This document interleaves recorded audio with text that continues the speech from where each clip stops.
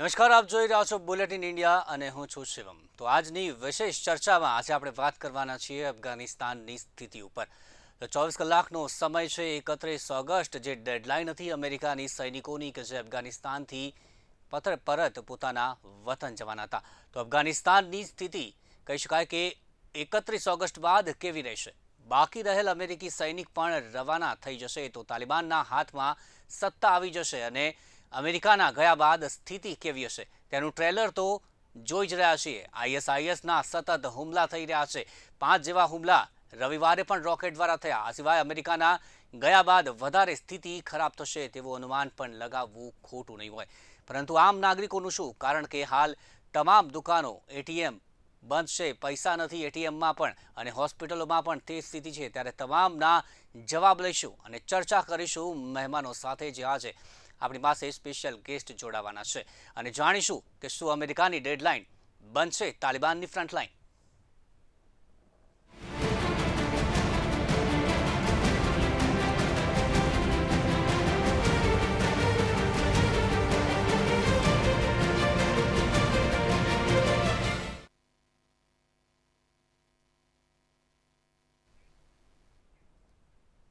તો આજની મહત્વની ચર્ચામાં આજે વાત કરવાના છીએ અફઘાનિસ્તાનની સ્થિતિ વિશે। અને અફઘાનિસ્તાનની સ્થિતિની વાત કરીએ તો 31 ઓગસ્ટ જે અમેરિકા માટે ડેડલાઇન આપવામાં આવી છે અને જે તાલિબાન દ્વારા પણ કહેવામાં આવ્યું છે કે 31 ઓગસ્ટ બાદ અમેરિકા પોતાના તમામ સૈનિકોને અમેરિકાથી બહાર લઈ જાય। તો વાત કરીએ તો જે 24 કલાકનો સમય હવે એક દિવસનો બાકી રહ્યો છે, ત્યારબાદ આપણે વાત કરીએ કે કેવી હશે અફઘાનિસ્તાનની સ્થિતિ। કારણ કે જે મહિલાઓ સાથે જે અત્યાચાર જે 1996થી વાત કરીએ 2001 સુધી જે સ્થિતિ હતી, તો મહિલાઓ ખૂબ જ ડરેલી છે। તેના કારણે જે આગામી સમયમાં હવે અમેરિકા જો હટી જશે ત્યારબાદ અફઘાનિસ્તાનની સ્થિતિ છે તે ખૂબ જ કહી શકાય કે દયનીય જેવી થઈ જશે। કારણ કે તમામ લોકો અને તમામ દેશ છે તે અત્યારે ડરી રહ્યા છે, કારણ કે અફઘાનિસ્તાન જે એના પર હવે તાલિબાનનું રાજ થવા જઈ રહ્યું છે। તો સતત હુમલા થઈ રહ્યા છે અફઘાનિસ્તાન પર। જે ગુરુવારે જે પ્રથમ હુમલો થયો હતો, એરપોર્ટ પર હુમલો થયો હતો, જે બોમ્બ બ્લાસ્ટ થયો હતો, તેમાં મોટાભાગે 100થી વધારે લોકો છે તે મૃત્યુ પામ્યા હતા, તેમાં અમેરિકી સૈનિકો પણ હતા।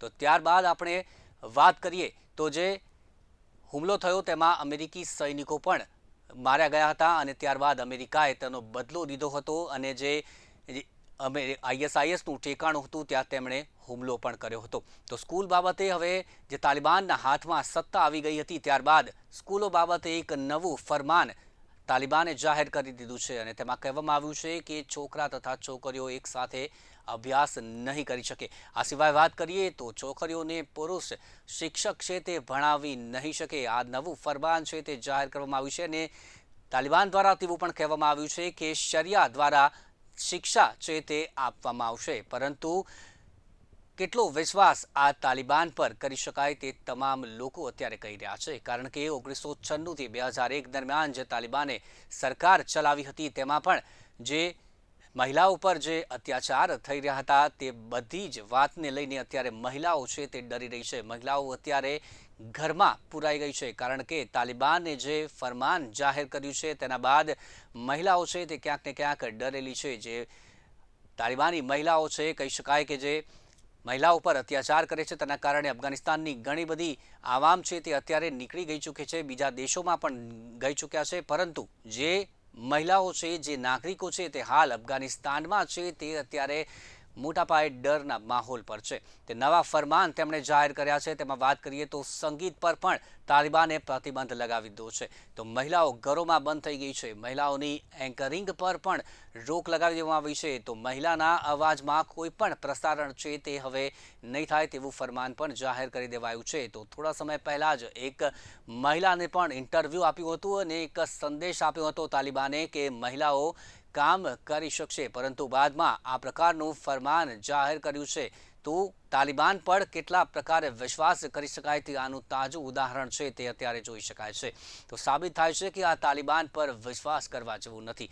તો ડર ચારે તરફ છે। ત્યારે કેવી હશે અફઘાનિસ્તાનની 31 ઓગસ્ટ પછીની સ્થિતિ? આઈએસઆઈએસ અને તાલિબાનની દુશ્મની થશે અફઘાનિસ્તાનની અશાંતિનું કારણ? આ સિવાય અફઘાનિસ્તાનને આઈએસઆઈએસથી સુરક્ષિત કરવા માટે તાલિબાન શું કરશે, કારણ કે તાલિબાન અને ISIS ખુરાસાન જે ગ્રુપ છે તેની દુશ્મની છે તે ઘણા વખતોથી ચાલી આવે છે અને આ હુમલા છે તે ગુરુવારથી સતત થઈ રહ્યા છે અને ISISનું પણ એવું માનવું છે કે જે તાલિબાન છે તેમણે અમેરિકા સાથે જે કહી શકાય કે તેમણે મોટા પાયે વાત કરી છે અને સોદો કર્યો છે અને તાલિબાનને અમેરિકાનું પીઠું પણ ગણાવ્યું છે। તો ISIS ખુરાસાન અને અફઘાનિસ્તાનને જે તાલિબાનનું અત્યારે રાજ થઈ ગયું છે તેમની દુશ્મની પણ હાલ જગજાહેર છે, તેના કારણે આ હુમલા પણ થઈ રહ્યા છે અને આ સિવાય અમેરિકાને પણ પાઠ ભણાવવા માંગે છે ISIS, તેના કારણે આ હુમલાઓ પણ કરી રહ્યા છે। તો તમામના જવાબ આજે આપણે લેવાના છીએ, ચર્ચા કરવાના છીએ। જે મહેમાનો આપણી સાથે જોડાશે અને રક્ષા વિશેષજ્ઞ આપણી સાથે જોડાશે, તે સિવાય જે રાજકીય વિશ્લેષક તે પણ આપણી સાથે જોડાશે અને તમામ સવાલોના આજે આપણે જવાબ લેવાના છીએ। તો અમેરિકાની ડેડલાઇન છે 31 ઓગસ્ટની છે અને ત્યારબાદ અમેરિકાની કેવી રણનીતિ રહેશે, અમેરિકા હસ્તક્ષેપ કરશે કે કેમ, ISIS ખુરાસાન જે ગ્રુપ છે તેના પર જે કાર્યવાહી છે તે શરૂ રાખશે કે કેમ, તે તમામ સવાલો છે તે અત્યારે થઈ રહ્યા છે અને તમામ સવાલો વિશે આપણે આજે ચર્ચા કરવાના છીએ। તો શું અમેરિકાની ડેડલાઇન બનશે તાલિબાનની ફ્રન્ટલાઇન, આ મુદ્દો જે આજે આપણી પાસે છે તેના પર આજે આપણે ચર્ચા કરવાના છીએ। તો મહત્વની આજે આ ચર્ચા થવાની છે તાલિબાન મુદ્દે, કારણ કે તાલિબાનને જે ડેડલાઇન છે તે અત્યારે જાહેર 31 ઓગસ્ટ થઈ ચૂકી છે। તો તેના કારણે જે ડેડલાઇન છે તો અમેરિકા હવે આગામી રણનીતિમાં શું કરશે તેના વિશે આજે આપણે ચર્ચા કરવાના છીએ। તો તમામ જે નેશનલ ગેસ્ટ આપણી સાથે જોડાવાના છે તો નેશનલ ગેસ્ટ સાથે પણ આજે ચર્ચા કરવાના છીએ। તો તાલિબાનની આ સ્થિતિ છે તેના માટે જવાબદાર કોણ છે તેવા પણ જે આક્ષેપો જે થઈ રહ્યા છે, કારણ કે પાકિસ્તાન પર પણ આરોપ લાગી રહ્યા છે કે પાકિસ્તાન આ પ્રકારે કહી શકાય કે તાલિબાનની સ્થિતિ કહી શકાય કે આગામી સમયમાં હવે સરકાર રચાશે તો કેવી રચાશે, તે તમામ સવાલો છે તે અત્યારે થઈ રહ્યા છે અને તેમની સરકાર રચાશે તો કેવા પ્રકારના નિયમો છે તે તમામ બાબતે આજે આપણે ચર્ચા કરવાના છીએ।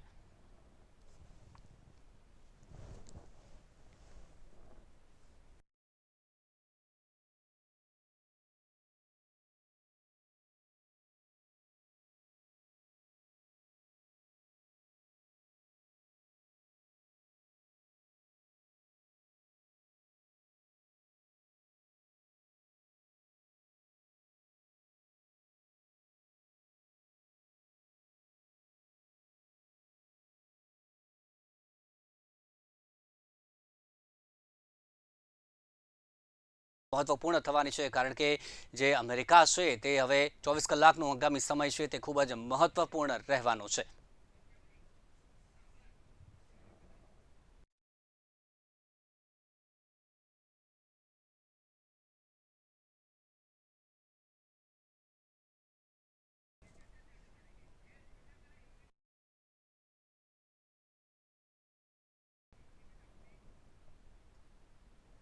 तो आगामी चर्चा आपने शुरू करीशू। तो जो अमेरिका है, अमेरिका की डेडलाइन है वो अब आ चुकी है 24 घंटे आगामी समय के, जो बहुत ही महत्वपूर्ण होने वाले हैं।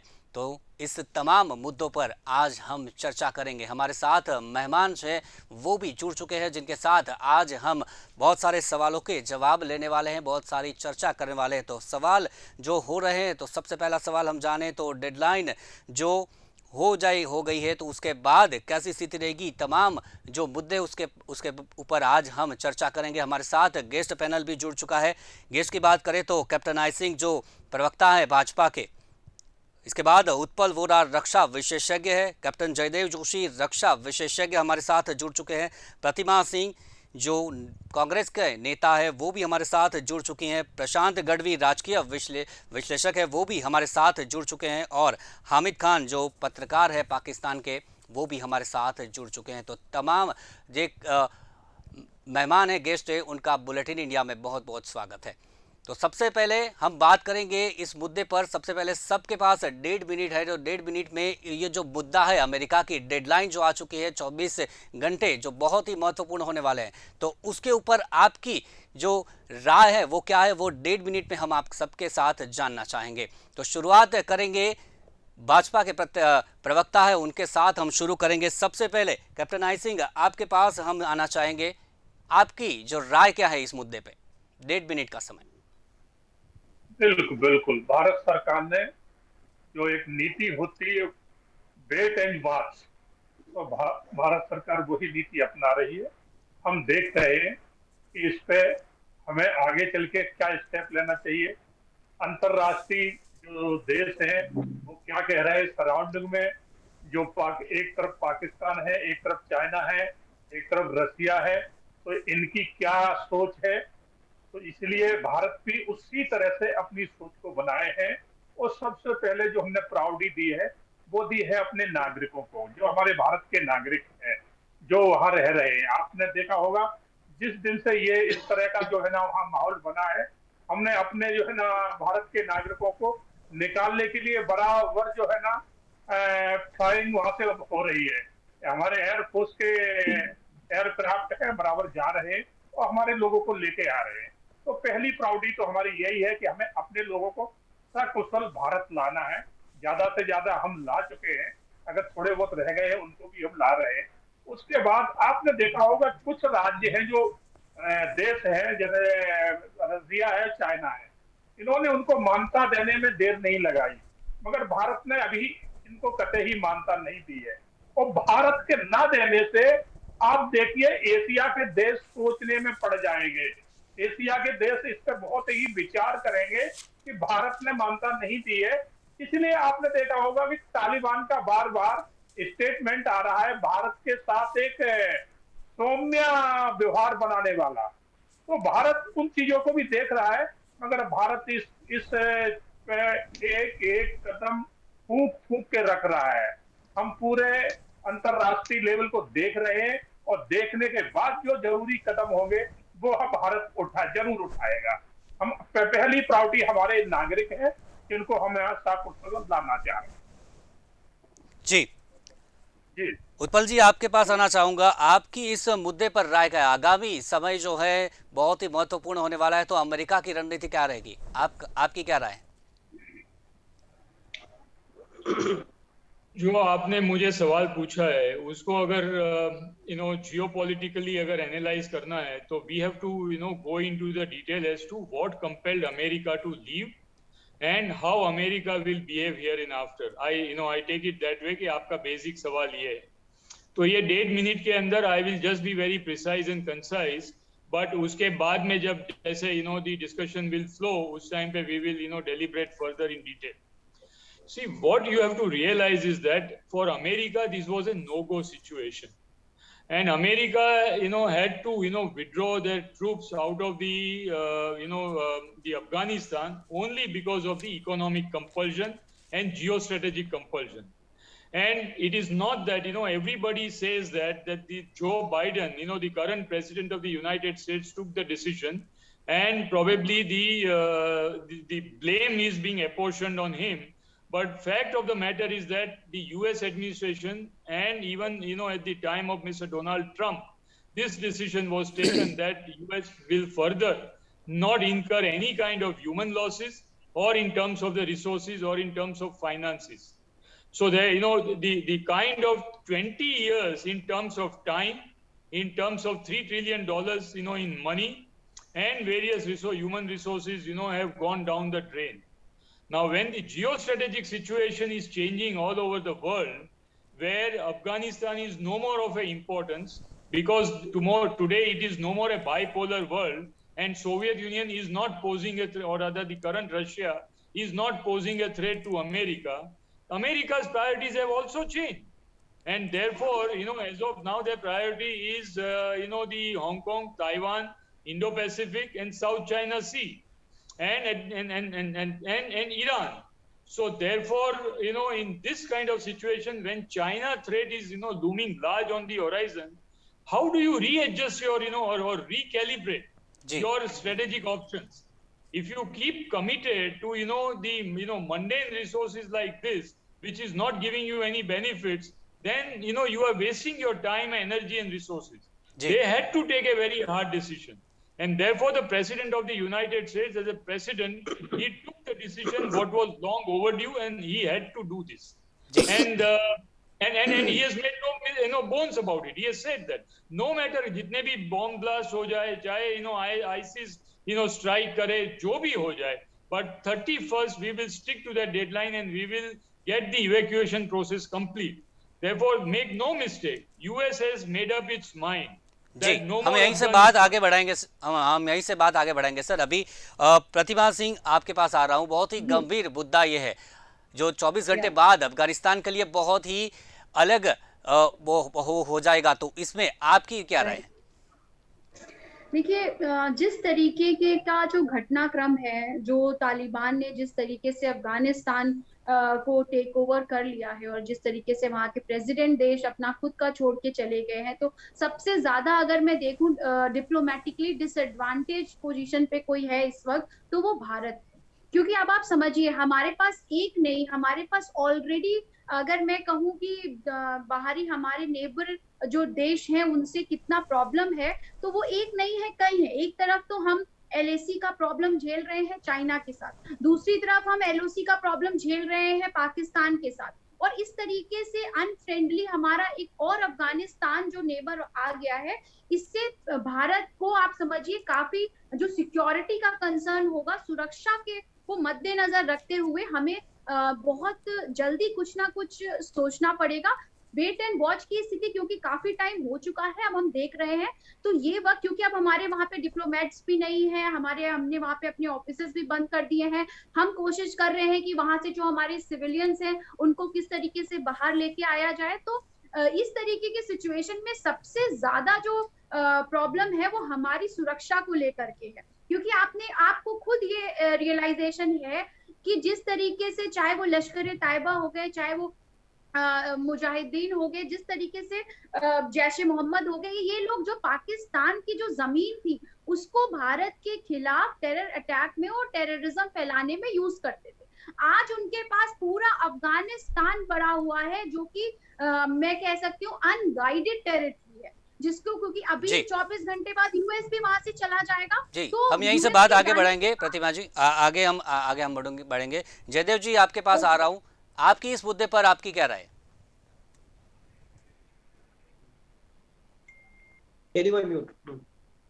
जी, आज का जो हमारा विषय है बड़ा ही गंभीर विषय है, और इसलिए शायद हम आगे के समय में और डेलिब्रेशन के साथ हर मुद्दों पे चर्चा करेंगे।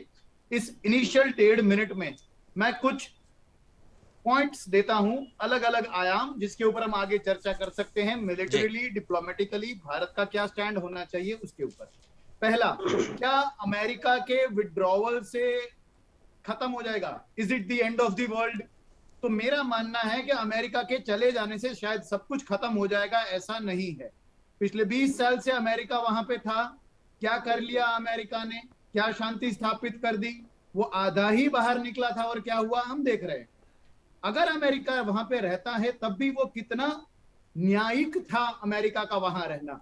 अगर हम चाहते थे स्वच्छ भावना के साथ कि अफगानिस्तान में शांति हो, तो क्या नेटो फोर्सेस का रहना वहां ज्यादा ठीक है या फिर यूनाइटेड नेशंस की पीस कीपिंग फोर्स का रहना? एक बात। दूसरी बात, अफगानिस्तान में क्या हो रहा है और उसको स्वायत्तता देना या उसको एक्नॉलेज करना, उसकी बात। तो क्या भारत आज वेट एंड वॉच में है, पर क्या भारत ये चाहेगा कि इस तरीके से बंदूक के बलबूते पे अगर कोई भी व्यक्ति, अगर इमरान खान के शब्दों को बोरो करें तो अपनी आजादी की लड़ाई भी अगर लड़ रहे हो, तो क्या हम तैयार है किसी ऐसी चीज को मान्यता देने में जब बंदूक के सहारे सत्ता हस्तांतरण हुआ है? नहीं होना चाहिए। दूसरा, जो बातें चल रही है पाकिस्तान और चाइना के साथ भारत की, हम सब जानते हैं। रीसेंट खाली 2 स्टेटमेंट मैं कहूंगा, हामिद जी आगे कह सकते हैं इसके ऊपर। Moeed Yusuf, the national security adviser Pakistan के, वो इंग्लैंड के संडे टाइम्स को एक जयदेव जी, इसके ऊपर हम आगे बात करेंगे, इसके ऊपर हम जरूर आगे बात करेंगे, इसके ऊपर आपके पास ही आऊंगा। अभी आगे हम बढ़ते हैं। प्रशांत जी, आपके पास आ रहा हूं। आपकी इस मुद्दे पर क्या राय 1.5 मिनट में? आपका एक जो क्वेश्चन है कि कल से अमेरिका जब चला जाएगा, विड्रॉ करेगा, तो तालिबान की हालत क्या होगी, अफगानिस्तान की हालत क्या होगी। मैंने मेरी लाइफ में एक ही मूवी देखी है, मर्द, जो पूरी काल्पनिक घटना पे आधारित थी, लेकिन उसमें जो पिक्चर पिक्चर था, हम जो देख रहे थे कि जंजीर, बेड़िया, सिर्फ हंटर मारना, उनके पास काम करवाना, तो आई थिंक अभी तालिबान और मतलब अफगानिस्तान की सिचुएशन वही रहेगी, क्योंकि तालिबान को वही करना है, क्योंकि और कोई मेंटालिटी नहीं है और कोई सोच नहीं है। अगर होता तो आज की तारीख में हमको दिख जाता। आज हाँ ना करके भी 15 दिन दिख हो रहे हैं, 15 दिन में उनके नेगेटिव ज्यादा आ रहे हैं पॉजिटिव की जगह पर। भारत पाकिस्तान का बंटवारा हमने भी देखा हुआ है, सुना हुआ है कि अगर प्रेम से, ह्यूमैनिटी से पूछा जाए ना आज की तारीख में अफगानिस्तान को कि भी ये सरकार रहेगी, हम हमारी तरीके से काम करना है, जिसको देश छोड़ना है अच्छी तरह छोड़ दे, तो मुझे लग रहा है कि 75,000 की तालिबानी आर्मी के अलावा और कोई बचेगा नहीं तालिबान में, ऐसी उनकी हालत हो जाएगी।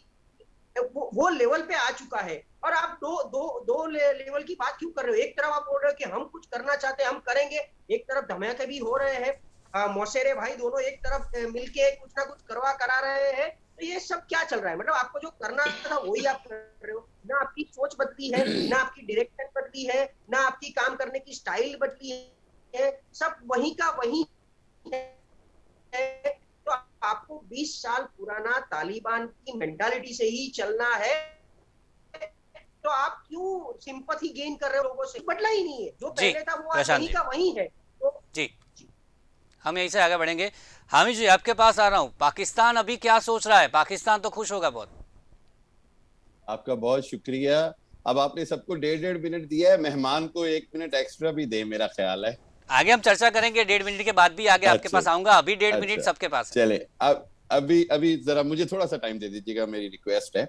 अच्छा, सिर्फ 2 चीजें मैं कहूंगा। अभी जो मिसेस सिंह ने बात कही ना, वो बड़ी अच्छी बात कही। उसको भारत को सोचना चाहिए कि वो क्या वजह है, वो क्या मुद्दे हैं जिसकी वजह से LAC पर भी झगड़ा है और LOC पर भी मामला खराब है। वो क्या वजह है कि अफगानिस्तान में 400 प्रोजेक्ट जो है वो भारत का डूब रहा है और भारत को फाइनेंशियल लॉस के साथ साथ उस प्रॉक्सी वार से भी निकाल दिया गया है जो भारत अफगानिस्तान को पाकिस्तान के खिलाफ इस्तेमाल करता था। मैं ये कहूंगा कि इससे एक बात की निशानदेही हुई है और वो ये रियलिटी है कि भारत रीजन के अंदर आइसोलेट हो रहा है, अकेला हो रहा है। उसके जो बाकी नेबर्स हैं उसके साथ उसके रिलेशन अच्छे नहीं हैं और उसकी वजह यह है कि मुद्दे हल नहीं हो रहे। कश्मीर का इशू जो है वो रिजॉल्व नहीं हो रहा। कश्मीर की जो है वो फ्रीडम फाइटर्स को प्लेबिसाइट नहीं दिया जा रहा। LAC पर लद्दाख का इशू वहीं खड़ा है। चाइना के साथ आपके झगड़े चल रहे हैं, नेपाल के साथ भारत का झगड़ा चल रहा है। मैं ये कहूंगा कि this is the time when Indian government and public has to realize that they need to resolve the disputes. Once they will resolve the disputes, they can live in harmony with all the neighbors. Pakistan हो, अफगानिस्तान हो, China हो, ये सब ये चाहते हैं कि भारत भी हमारे साथ मुद्दे हल करे और उस इकोनॉमिकल ग्रोथ का हिस्सा बने जो फ्यूचर में एशिया का हिस्सा है। This is the century of Asian development. Asia में चाइना की माइट को माने, भारत को हम मानते हैं बड़ा मुल्क है, वो हमारे साथ चले और डिस्प्यूट जैसे कश्मीर का मसला है उसको उसकी पब्लिक के मुताबिक हल करे। Wish of the public should be praised. Hamid ji और एक चीज मैं कहूंगा, जस्ट वन चीज कहूंगा कि हम ये कहेंगे कि अफगानिस्तान के अंदर अभी जो सूरत हाल है उसके अंदर एक बात सबसे इंपॉर्टेंट है और वो ये है कि पाकिस्तान ये रोल दे रहा है, पाकिस्तान कहीं पर सुरक्षा दे रहा है अमेरिकी फौजियों को। आप ये देखें कि अगर अमेरिकी फौजी इस्लामाबाद उतरते हैं और पाकिस्तान उनको आगे फैसिलिटेट करता है, इसका मकसद ये हुआ कि आज दुनिया को पाकिस्तान की इंपॉर्टेंस नजर आ रही है। हम ये चाहते हैं कि रीजनल हामिद जी आपके 1.5 मिनट हो चुके हैं, आप ही से शुरुआत करता हूँ। ठीक है, आप ही से शुरुआत करता हूँ। 1.5 मिनट तो हो चुके हैं पर आप ही से शुरू करता हूँ। आपने बोला कि भारत के रिलेशन खराब है, किस किस के साथ खराब है वो तो दुनिया देख रही है, भारत के रिलेशन किस किस के खराब है और किस किस के साथ अच्छे है। पर हम NSC की बात करें, उन्होंने जो कहा है वो कब तक जायज है वो, क्योंकि उन्होंने बोला है कि 9/11 जैसा हमला हो सकता है अगर तालिबान को मान्यता नहीं दी। आप इसके साथ सहमत है? ये कैसा बयान है उनका? नहीं, मैं इसके साथ सहमत नहीं हूं। मैं ये कहता हूं, मैं सिर्फ एक बात जानता हूं और वो ये कि अगर हम एशिया के अंदर डेवलपमेंट चाहते हैं, if we want to bring over 1 billion people out of poverty from India and Pakistan, this is the time to resolve the disputes and the biggest dispute is Kashmir. And I am honestly speaking, this is the time. Unfortunately, We have a BJP government, RSS ideology, who is extremely right-wing, as you are scared of Taliban. On the other hand, Muslims in India are scared of BJP and RSS. So Taliban ideology, if you don't like, then why can you justify the ideology of RSS and BJP? This is the time to come with a mediocre ideology where liberal ideology needs to work and where we can resolve the issues. I will say this is the responsibility of media to come forward for the resolving of issues, not creating enmity between Pakistan and India, Pakistan and confusing with America. हामी जी, दूसरे जी। Guest को हम जी। सुन लेते हैं अभी। प्रतिमा जी, आप क्या कहना चाहती हैं? जी देखिए अभी मुझे आवाज नहीं आ रही थी, पर जितना मैंने सुना है तो देखिए ये यहाँ पर तालिबान की बात हो रही है।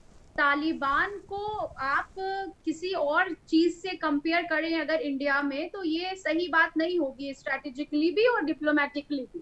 तालिबान वो तालिबान, हम यहाँ पे उस तालिबान की बात कर रहे हैं जो शुरुआत में, अगर आप मैं कहूँ, आज उन्होंने सत्ता हासिल कर ली है जोर जबरदस्ती के बल पे, लेकिन ये वही तालिबान है जो टेररिस्ट ग्रुप हुआ करता था। ये मत समझिए कि जिस तरीके से फोर्सफुली ये सत्ता पे काबिज हो गए तो इनको रिकॉग्निशन इंटरनेशनली इनकी इन्हीं हरकतें अगर चालू रही तो मिल जाएगी, क्योंकि आप समझिए ये वही तालिबानी है जिन्होंने एक महिला, एक बच्ची मलाला पे जिस तरीके से गोलियां बरसाई थी जब उसने विमेन लिबरेशन की बात की थी और महिला सशक्तिकरण की बात की थी, महिलाओं को पढ़ाने की बात करी थी। तो इस नजरिए को हम नहीं जुटला सकते हैं मैं आपकी बात का सहमत हूं। तालिबान है आज वो अगर इस तरीके का रुख अपना रहा है, आप समझिए हम इंटरनेशनल लॉ की बात करते हैं, इंटरनेशनल लॉ में रिकॉग्निशन ऑफ द स्टेट बहुत बिल्कुल ऐसे ही है। आप देखें बिल्कुल आप ठीक कह रही हैं, लेकिन आप देखें कि 2 दिन पहले फरीदाबाद में क्या हुआ, बिलाल मस्जिद जो इंडिया में गवर्नमेंट ने खुद गिराई है, जब स्टेट जो है हामिद जी आपके प्रधानमंत्री भी, हामिद जी आपके प्रधानमंत्री जब पाकिस्तान आतंकवादियों का गढ़ है, इसको किसने पाला है?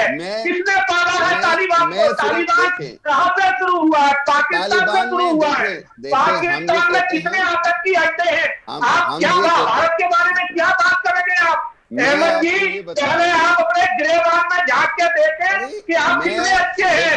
आपकी कंट्री सिर्फ टोटली उग्रवादी और टेररिस्टों को पैदा करती है, आपके और कुछ पैदा नहीं होता है। इसलिए भारत के बारे में कहना छोड़ दें। आप कुछ भी कहें, आप नहीं कहना नहीं, बताना चाह रहा हूं, आप मेरी बात नहीं सुनना चाह रहे। मैं आपको हकीकत ये बताना चाह रहा हूँ कि आज इंडिया रीजन में आइसोलेट हुआ है, इसलिए आइसोलेट हो रहा है तो शुरू से ही आइसोलेट है। हामिद जी देखिए, मैं ये हामिद जी मैं आपसे कहना चाहता हूँ, प्रधानमंत्री आपके ये बोल रहे हैं कि अफगानिस्तान को गुलामी की जंजीर में से आजाद किया है, तो ये कैसा आजाद है जो 2001 तक हम देख चुके हैं, जो तालिबान जो कर चुका है। अगर अफगानिस्तान की पब्लिक कोई रेजिस्ट नहीं करती और तालिबान को हार पहनाती है कि अब्दुल गनी जैसा करप्ट सदर भाग जाता है और हामिद करजई के भाई जो हैं वो ड्रग डीलर के तौर पर दुनिया में जाने जाते हैं और तालिबान आके उनको सुरक्षा करते हैं। आपके प्रधानमंत्री की बात कीजिए, आपके प्रधानमंत्री ने जो कहा है उसके ऊपर मुझे जवाब दीजिए। हामिद जी, उन्होंने ऐसा कहा कि गुलामी की जंजीर में से आजाद हुआ है, तो गुलामी से आजाद हुआ कि अभी गुलाम बना है? बिल्कुल नहीं, आजाद हुआ। मैं भी यही कहूंगा कि अफगानिस्तान अब गुलामी से आजाद हुआ है। कैसे आजाद हुआ? फोर्सेस इसलिए कि अमेरिका चला गया, अमेरिका ने आके इन्वेजन किया, नेटो ने आके इन्वेजन किया। अभी महिलाओं के साथ अभी गुलामी हो रही है, महिलाओं की हालत कैसी वो हम जानेंगे, वो हम अभी थोड़ी देर बाद आपके पास आऊंगा, जयदेव जी आपके पास अभी आ रहा हूँ। हामिद जी अभी दूसरे गेस्ट है, हमें उनके पास भी जाना है, प्लीज। कैप्टन आई सिंह मैं आपके पास भी आऊंगा अभी, कैप्टन आई सिंह मैं आपके पास भी आऊंगा। हामिद जी आपसे दूसरे भी जवाब बहुत लेने। कैप्टन जयदेव जोशी, आप क्या कहना चाहते हैं? अभी कह रहे हैं कि गुलामी के जंजीर में से आजाद हुआ है।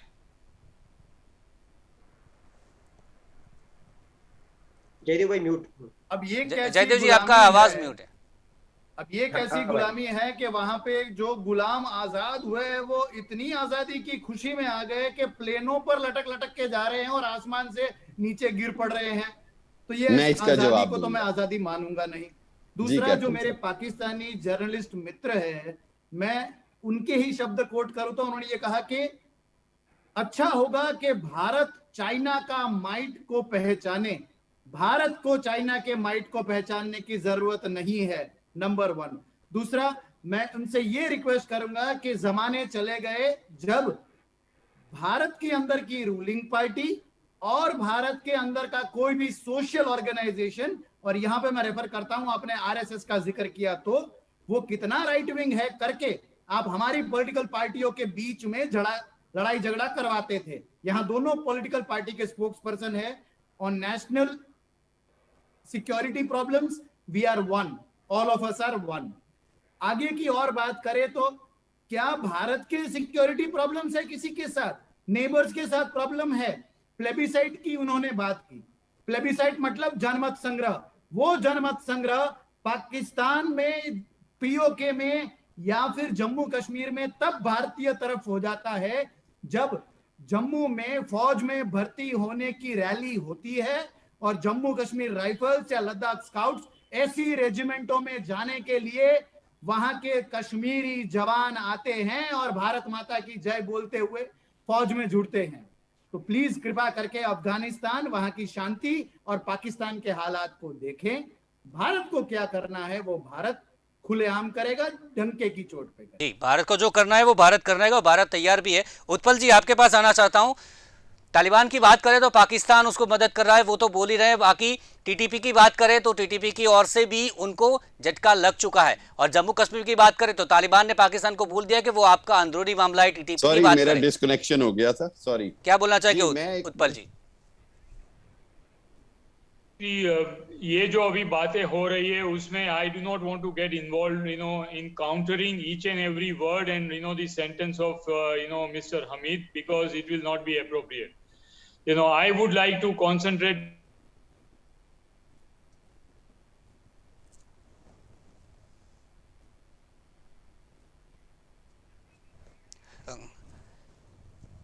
ટેકનિકલ ખામીના કારણે અત્યારે गेस्ट अपनी साथे जोड़ाई शक्या नहीं। उत्पल जी, हम आपके पास आना चाहते हैं कि जो बात हमारी अधूरी रह गई थी वो आप पूरा करें। मैं ये कहना चाहता था कि it's such an important strategic issue or geostrategic issue. We should not, get confined to India, Pakistan, to meme. And I will request Mr. Hamid also that, not to get involved in, this kind of petty issues. Of course, Pakistan will come into play willy-nilly because, without Pakistan's connivance and Pakistan's collusion with China, we are not going to go anywhere. Because Afghanistan ये अफगानिस्तान का problem रहा ही नहीं, तालिबान अफगानिस्तान का problem नहीं है। जो तालिबान जिस तरह से बिहेव कर रहा है और जिस तरह से उसने सत्ता हासिल की है, उसके अंदर पूरा का पूरा चाइना और पाकिस्तान का कोल्यूजन है और अमेरिका का ब्लेसिंग है। And therefore, right from Doha agreement down to whatever has happened today, the Americans are fully involved into it. And China and Pakistan, they are actually, they are directing or steering the entire, the case of event. So we have to understand this, larger nuance. And, what I'm trying to say here is that the kind of situation that has been created is now geo-economic considerations will have to take into account. Because whatever has happened. Now Taliban is already going to form the government. China is helping Taliban, Pakistan is helping Taliban. These are all facts, reality of life. Now, how do we move ahead from here? In Afghanistan, you please understand, and viewers also must understand, that for last 30 years, the Afghan people and Afghan government, they've got used to that kind of a modus operandi where they've got, readily, the meal on their, in their plate. First, Soviets started giving them money. Then Americans were giving money. And thirdly, on the American instruction, Pakistan as a conduit was providing arms, ammunition, moral support, funding support, everything. And that's how Pakistan, the Afghanistan continued. What has happened today? Even after Soviets have left, the Americans have left, But in Afghanistan, there is not even one industry. There is ji not even, a major, a situation or a center of excellence which Americans or Soviets have developed. And therefore, they wanted to keep Afghanistan dependent on them. Now that when all these global powers have left, how will Afghanistan run as a country? Emotions पे तो कोई country दौड़ नहीं सकता या चल नहीं सकता. जी Ultimately, you need money to run the nation. Where will the money come from? Americans have already frozen the assets of Afghanistan. IMF has frozen the assets of Afghanistan. United Nations has said that there is going to be a big the crisis brewing up in Afghanistan. Now, if the America, if the NATO countries, if the India, which has already invested $3 billion US dollars worth of investment, which has also as of now is gone down the drain, then where will Taliban get money from? ये जो जो table और chair पे बैठ के जो photograph और photo optics हो रहे हैं, ultimately after 15-20 days they have to get to the governance, and when you get to the governance you need money. The ji only possible angle that I can think of is OIC or Islamic countries, which they will provide them with the petrodollars, and on petrodollars they will probably jump, but we are not sure that at this moment of time OIC countries will openly also help or not. Ji Some amount of money and funding support will come from Iran, and therefore what I'm trying to take you in this part of the discussion is that the large component of the funding support has to come from China. And when China is such a cunning nation that is providing the all kind of funding, moral support, and they are using Pakistan, Mr. Hamid Mir and all, they may get very happy and they may be smiling today, Pakistan army and Pakistan government. Ji But please understand that Pakistan has been used as a conduit by Americans for 25 years. And look what has come to Pakistan today. Their economy has gone bankrupt. They are nowhere. And therefore Pakistan has, and Americans have dumped Pakistan. Therefore Pakistan had no other option but to go and sit in the lap of China. Now China is going to use Pakistan. Ji ji Now Pakistan is very, very shrewd. They also understand their geostrategic location, and therefore they will keep continuing to blackmail America and China and keep taking funding support from them, and partially they will retain and partially they will pass it on to the Afghanistan ji and Afghanistan आपने Taliban. जी आपने सच कहा, funding की बहुत वो जरूरत होती है किसी भी सरकार को चलाने के लिए. And India has to be fully geostrategically ji prepared Utpal ji, for whatever आपके that, पास वापस आऊंगा. they come out of the situation. जी उत्पल जी, प्रतिभा जी आप कुछ कहना चाहती है? जल्दी से बोल, मुझे आईसी के पास भी बिल्कुल जाना है. बिल्कुल उत्पल जी की बात से मैं पूर्णतः सहमत हूँ. जिस तरीके से 1996 और 2001 के बीच की बात करें हम, जब तालिबान को पूरा इंटरनेशनल जो हमारा फोरम था उसने आइसोलेट कर दिया था, तो सिर्फ उस वक्त 3 कंट्रीज ही थी जो तालिबान के सपोर्ट में थी. वो सऊदी अरेबिया था, यूएई था और पाकिस्तान था. तो आज अगर स्ट्रैटेजिकली हम देखें कि फंड की प्रॉब्लम है, और बिल्कुल सही कहा उत्पल जी ने कि पाकिस्तान के साथ साथ चाइना जो है, चाइना अफगानिस्तान की मदद कर रहा है. और ये जो सिचुएशन जो इतनी अचानक से आप समझिए स्थिति बदली है अफगानिस्तान की, इसमें बहुत ये एक दिन की घटना नहीं है, ये बहुत लंबी चौड़ी, इसमें बहुत सारी पार्टीज इन्वॉल्व है जिनका एग्रीमेंट है, और बहुत बड़ा रोल इसमें मैं कहूंगी यूएस का भी है. और जिस तरीके से ह्यूमैनिटेरियन ग्राउंड पे वहां पे सिचुएशन अभी बन रही है कि महिलाएं भी परेशान है वहां पे, अभी 1-2 वीडियोस भी सामने आए हैं वहां की महिलाओं के. तो ये ह्यूमैनिटेरियन ग्राउंड पे अगर मैं इंटरनेशनल लॉ की बात करूं तो ये फेलियर है आपका यूनाइटेड नेशन का भी बहुत बड़ा, कि आप इस तरीके से स्ट्रैटेजिकली वहां वो तो सब कह ही रहे कि ये अमेरिका की बहुत बड़ी हार हो सकती है, जो तालिबान को यहाँ उन्होंने सत्ता दे दी है, अफगानिस्तान में से वो चले गए, वो बहुत बड़ी हार है. वो तो सब कह ही रहे. आगे समय में हम पता चलेगा कि ये क्या रहेगा. जी जी जी उत्पल जी, आपके पास आऊंगा. अभी आई सिंह के पास मुझे जाना है. आई सिंह, आपके पास से एक बात जानना चाहता हूं. तालिबानी नेता है शेर मोहम्मद अब्बास, इन्होंने कहा है कि भारत और पाकिस्तान के जो मुद्दे हैं वो खुद हैंडल करे. उसके बाद इमरान खान की पार्टी के भी एक नेता, उन्होंने कहा है कि जम्मू कश्मीर को देके तालिबान उनको मदद करेगा जम्मू कश्मीर को छीनने के लिए. और तालिबान ने एक टीटीपी है पाकिस्तान में, उससे भी बात किए तो तालिबान ने कहा है कि वो भी आपका अंदरूनी मामला है। तो पाकिस्तान को एक तरीके से तालिबान ने झटके दे दिए, फिर भी वो इतना खुश है क्योंकि तालिबान के सत्ता में। और आगे भारत की रणनीति कैसी रहेगी तालिबान से लड़ने के लिए, क्योंकि खतरा तो मंडराया ही है। नहीं, भारत हर तरह से तैयार है। जैसे इन्होंने कहा था अहमद जी ने कि चाइना के साथ इनका सीमाओं पे विवाद चल रहा है, हमारा हर जगह विवाद है, मगर हमारी सेनाएं हर जगह तटस्थ है और हमारी सीमाओं की रक्षा हमारी सेना करना बहुत अच्छी तरह से जानती है। हम किसी विवाद से डरते नहीं है। तालिबान से अभी हम देख रहे हैं कि तालिबान क्या करेगा। और इसमें सबसे बड़ा ये सत्य है कि अमेरिका बहुत बड़ा फेल्यूर रहा है। अमेरिका जिस तरह से 20 साल पहले जब यहाँ आया था और आज उसी तरह से वापस गया है, तो अमेरिका ने 20 साल में ये देखिए कि क्या पाया, क्या हासिल किया, क्या खोया।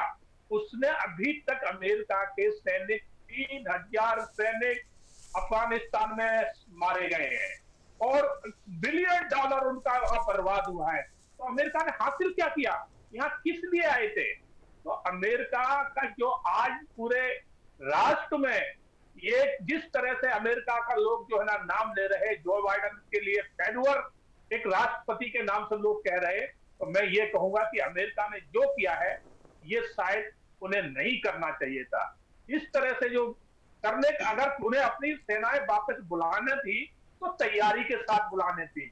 अफगानिस्तान को थोड़ा समय देना चाहिए था, उनकी सेना को थोड़ा तैयार करना था, मगर इस तरह से छोड़ा है। तो ऐसे इसमें तो ऐसा लगता है कि इसमें अमेरिका की भी कहीं ना कहीं ऐसी कोई सोच रही होगी जी, कि जिस तरह से वो अपना पूरा जी, आई सिंह जी, आप देखिए।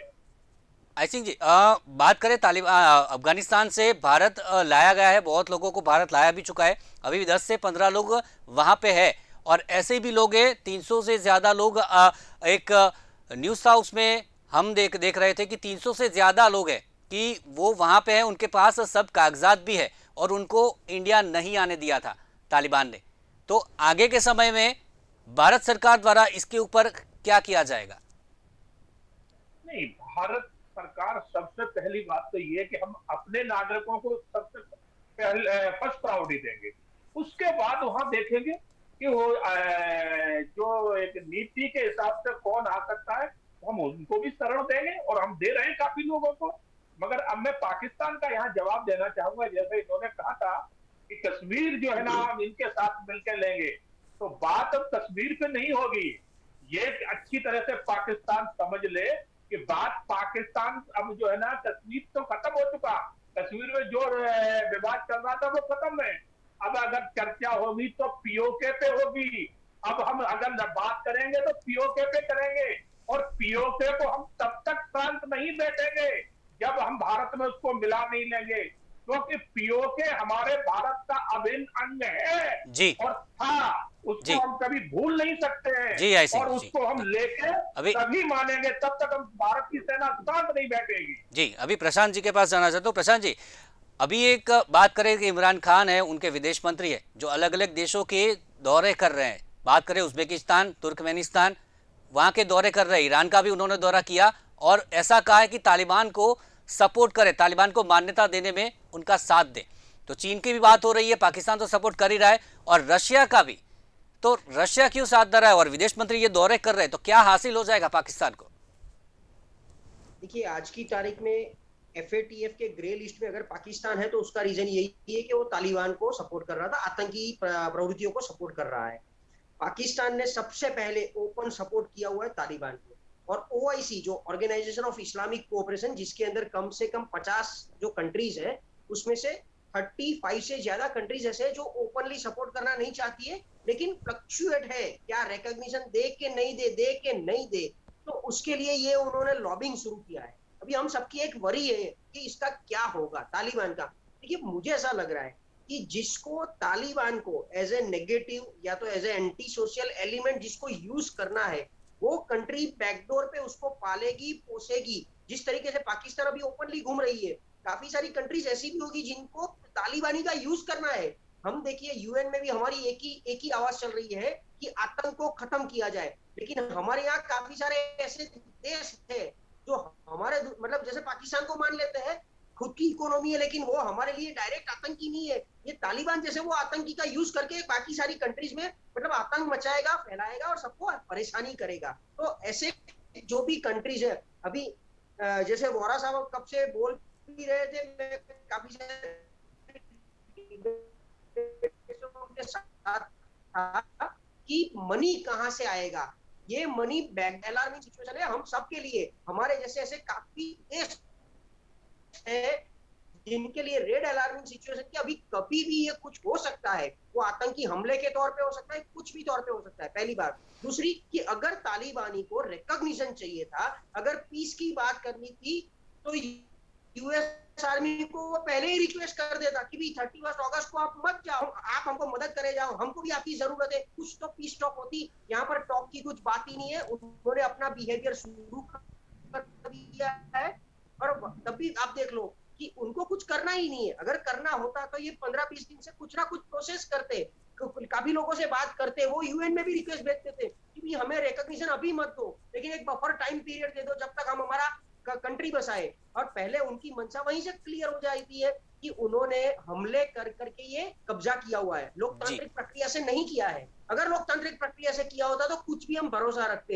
लेकिन ये प्रसाद जी एक सवाल का जवाब मैं आपके पास से जानना चाहता हूँ। एक सवाल का जी, यूएनएससी के जो 100 देश है उन्होंने भी अभी आज कहा है कि जो तालिबान ने वादा किया है कि जो नागरिक है जिनके पास सही कागजात है वो अफगानिस्तान से ट्रैवल कर सकते हैं, जो दूसरे देश के नागरिक है वो भी कर सकते हैं, अफगानी नागरिक है वो भी कर सकते हैं। पर जैसे हालात है, जो तालिबान अपने वादों से पलट रहा है, तो इसके ऊपर किस तरीके का तालिबान का विश्वास किया जाए? जल्दी से 1 मिनट में जवाब।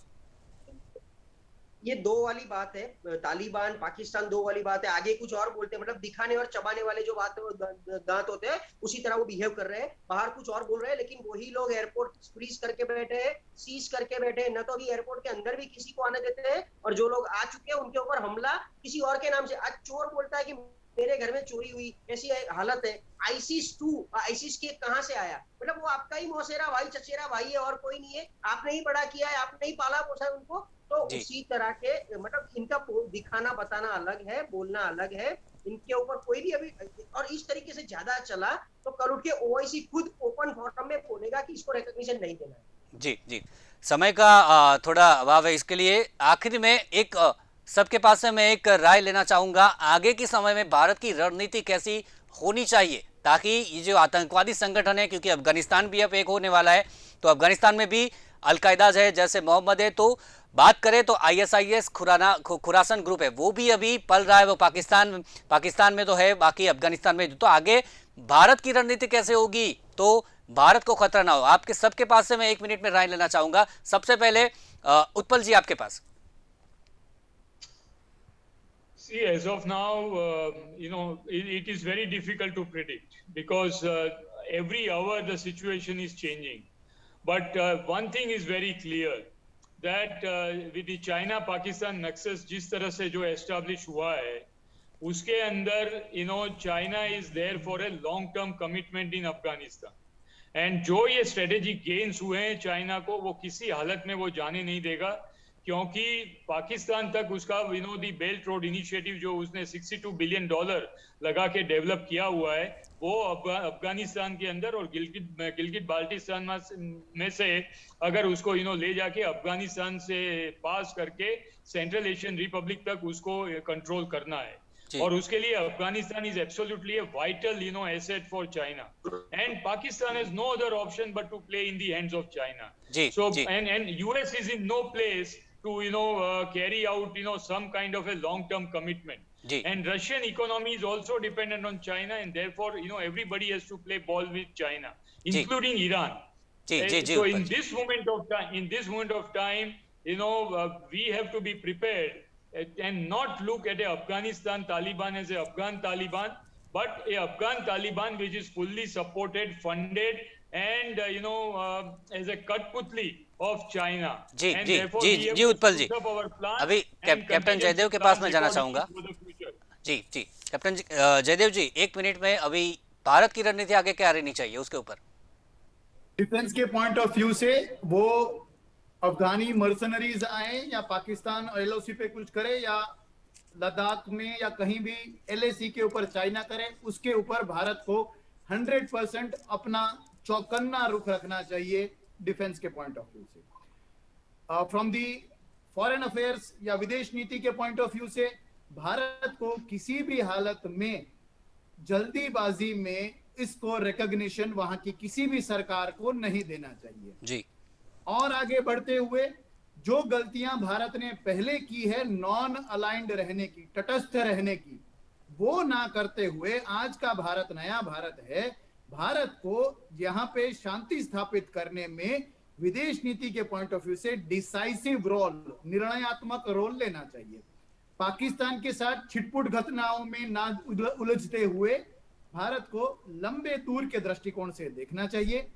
अफगानिस्तान के जो नागरिक भारत में बसे हैं उनके लिए बहुत ही अच्छी तरीके से हमको यहाँ पे असाइलम की व्यवस्था करनी चाहिए और इन सब के ऊपर जिसकी प्रायोरिटी है हर एक भारतीय को सुरक्षित तरीके से अफगानिस्तान से वापस जी प्रशांत जी, आपके पास आना चाहूंगा, अंतिम राय आपकी। देखिए, सबसे पहले तो अपना लेफ्ट और राइट दोनों बिगड़ा हुआ है, एक तरफ पाकिस्तान एक तरफ चाइना, तो दोनों से प्रसाद जी आपका नेटवर्क का कुछ इश्यू है, आवाज नहीं आ रही है। स्मार्टली टेकफुली हैंडल किया जाए, उसकी एक स्ट्रेटजी। अभी आवाज आ रही है मेरी? नहीं, आपका नेटवर्क का कुछ इश्यू है। आई थिंक आपके पास आना चाहूंगा, आपकी क्या अंतिम राय है? भारत सरकार अभी आगे कैसी विदेश नीति की बात की जयदेव जी ने, तो भारत क्या स्टैंड लेगा आगे?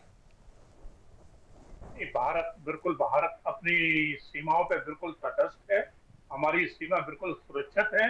हम आज से, ये तालिबान तो कल आया है, हम जब से हमारी सरकार आई है और पहले भी भारत तटस्थ रहा है। हमने एक तरफ की सीमा नहीं, हमें शुरू से ही मालूम है खतरा एक तरफ से नहीं है, खतरा चाइना से भी है और खतरा पाकिस्तान से है। तो पाकिस्तान का खतरा हम ज्यादा नहीं मानते हैं, मगर जिस तरह से आपने देखा होगा अभी गलवान में और लेह लद्दाख में चाइना की जो घटना हुआ करती थी पूर्व में, हमने बिल्कुल उनको कंट्रोल कर दिया है। आज चाइना हमारी तरफ मुड़ के देखने में 100 बार सोचता है, पहले घुस के अंदर आता था और आंखें दिखा के वापस चला जाता था। आज चाइना आने की हिम्मत नहीं कर पा रहा है। तो हमारी सेनाएं बिल्कुल तटस्थ है और हमारी सीमाएं बिल्कुल सुरक्षित है। जी तालिबान जी, प्रतिमा जी, हम कोई जल्दी में कोई फैसला नहीं ले। जी प्रतिमा जी, आप क्या कहना चाहेंगी? देखिए, पहली तो मैं एक छोटी सी बात बोलना चाहूंगी कि भारत सदैव, चाहे आज हो या कल था, भारत सदैव अपने बॉर्डर्स पे एक सशक्त बल के साथ रहा है और किसी भी बाहरी देश की इतनी हिम्मत नहीं हुई कि हमारी तरफ नजरें उठा के देखे, और जिसने कोशिश की है वो मुंह की खा के गया है, चाहे वो आज हो या कल बीता हुआ कल था। तो ये स्टेटमेंट जो सिंह साहब का है उसको मैं डिनाई करती हूँ। दूसरी बात, देखिए, भारत को स्ट्रैटेजिकली सोचना पड़ेगा क्योंकि हमारा $3 बिलियन के करीब इन्वेस्टमेंट वहां पे है। करीब हमारे, आप समझिए, 400 से ज्यादा प्रोजेक्ट हैं जो कि 34 प्रोविंसेस में लगे हुए हैं।